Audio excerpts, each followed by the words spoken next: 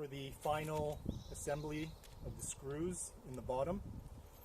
So in your packet you should have 8 stainless steel screws. We always use stainless steel. It won't mark over long term. Other screws will leave a stain. So you got your 8 screws, and all you're going to do, everything's pre-drilled. Just make sure it's relatively snug. And you're going to drive in your screws. We recommend you do the 2 sides first, opposite sides.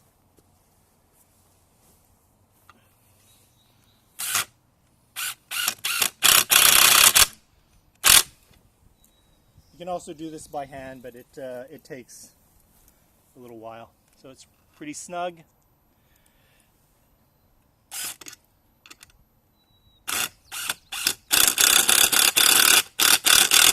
Push in slowly, because if you shift off, your drill bit may hit the cedar and mark it.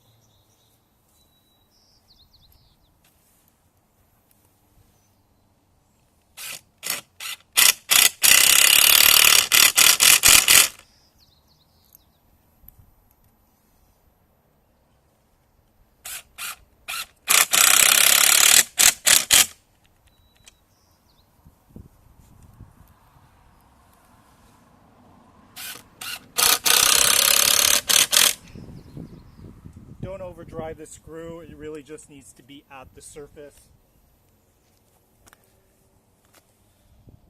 If you overdrive it, you risk stripping the screw in the wood, and it won't hold as well.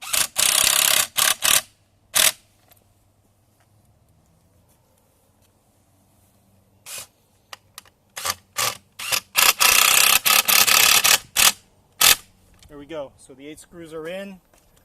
Your structure is quite solid at this point.